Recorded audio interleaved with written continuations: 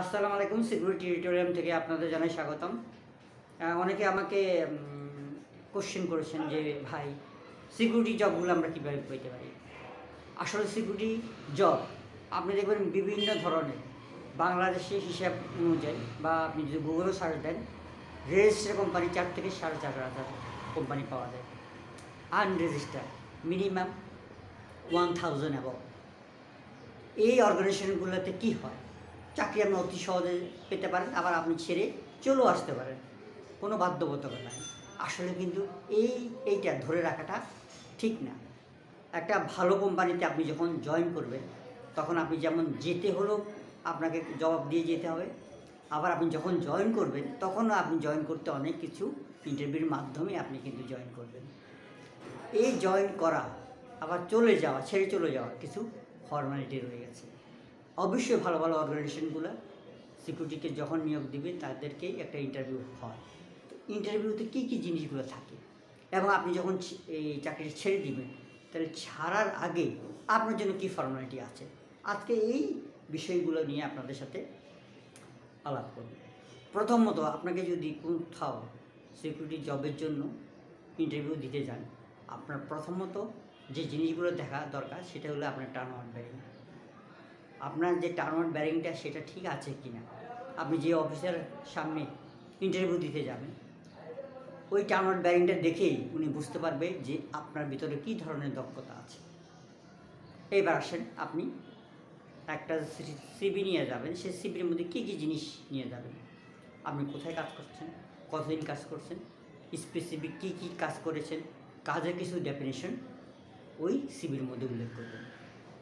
সিভির মধ্যে এমন কিছু পিঙ্ক পয়েন্ট থাকবে যে পয়েন্টগুলো একটা লোক দেখা মাত্র বুঝতে পারে যে আসলে সেই লোকটা অভিজ্ঞ। কারণ আপনার 2 পৃষ্ঠা বা 3 পৃষ্ঠার যে সিভি, এত সিভি পড়ার মতো ওনাদের সময় নাও থাকতে পারে। তাহলে আপনাকে কি দেখে উনি নিয়োগ দেবে। আপনি যদি কোনো অফিসের কর্মকর্তা হইতেন তাহলে আপনি কীভাবে তাকে নিয়োগ দেবেন বা কোনো ওয়ার্কারকে নিয়োগ দেবেন। প্রথমে আপনি দেখবেন অবশ্যই সেই লোকটা অভিজ্ঞ কিনা, সেই লোকটা বাস্তবতার সাথে তার অভিজ্ঞতা মিল আছে কিনা। এই জিনিসগুলো যখনই আপনি সিভি তৈরি করবেন, সিভির সাথে যে সাপোর্টিং পেপারগুলো নেবেন, যেমন এনআইডি, চাকরি সার্টিফিকেট, যেখানে কাজ করবেন সেখানে অভিজ্ঞতা, এই সনদগুলো আপনি অবশ্যই যুক্ত করবেন। যদি যুক্ত না করেন তাহলে তাকে আপনাকে কি নিতেও পারে, নাও নিতে পারে। আর যদি আপনি সম্পূর্ণটা একসাথে ইন্টারভিউ বোর্ডে ফেস করতে পারেন তাহলে আপনাকে কোনো ব্যক্তি, আমি আশা করে বলবো যে কোনো ব্যক্তি আপনাকে না করতে পারবেন না। হয়তো ওনারা যতটুকু চাওয়ার কথা তার চেয়ে বেশি হয়তো আপনি দিয়ে দিচ্ছেন।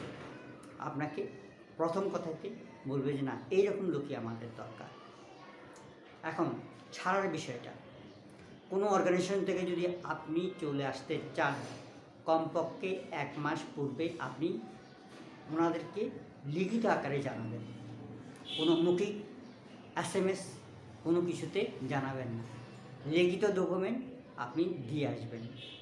প্রয়োজন যদি হয় সেক্ষেত্রে আপনি ওই ডকুমেন্টটা রিসিভ করে নিয়ে আসবেন। যদি সেক্ষেত্রেও না হয় সেক্ষেত্রেও আপনি কী করতে পারেন, কুরিয়ার সার্ভিস ব্যবহার করতে পারেন, যাতে কোনো ক্লেম আপনার প্রতি না আসে। মিনিমাম 1 মাস নোটিশ দিয়ে আপনি চলে আসবেন। যেখানেই জয়েন করেন না কেন সেখানে আপনি এই জিনিসটা দেখাতে পারবেন যে আমি রিজন দিয়ে চলে আসছি। সেই ক্ষেত্রে ওনারা আপনাদেরকে সাদরে গ্রহণ করবেন। আর যদি কোনো ফর্মালিটি আপনি মেনটেন না করে আসেন, আপনি কাজ করতেছেন 1 বছর 2 বছর 3 বছর পরে, যদি কোনো অর্গানাইজেশন চায় আপনার বিরুদ্ধে লিগ্যাল অ্যাকশনে যাইতে পারবে বা আইনি কোনো জটিলতা হলে সেক্ষেত্রে আপনাকে ধরার অনেকগুলো স্কোপ থাকে। যদি আপনি ভালো দিকটা ইন ফিউচার চিন্তা করেন সেক্ষেত্রে আপনি অবশ্যই রিজাইন লেটার দিয়ে আসবেন, রিজাইন দিয়ে আপনি চলে আসবেন। এই সম্পর্কিত জয়েন করা বা কীভাবে আপনি চলে আসবেন এই সম্পর্কিত আমার অনেকগুলো ভিডিও রয়ে গেছে। আশা করি আপনারা এই ডিএসএল সিকিউরিটি এই চ্যানেলটি দেখবেন। এই চ্যানেলের মাধ্যমেই আপনি অনেক ইনফরমেশনগুলো পাবেন এবং সিকিউরিটি রিলেটেড যে কোনো ভিডিও দেখার জন্য সর্বপ্রথম সবার আগে ডিএসএল সিকিউরিটি সার্চ করলে আপনি ইউটিউবে আমার অনেকগুলো ভিডিও রয়ে গেছে, সেটি দেখবেন। আশা করি আপনাদের অনুপ্রেরণায় আজকে ডিএসএল সিকিউরিটি অনেক দূর এগিয়ে চলে আসছে এবং আশা করি আপনারা আমার সাথে থাকবেন, সহযোগিতা করবেন এবং বেশি করে শেয়ার করবেন। আজকে এই পর্যন্ত। আসসালামু আলাইকুম।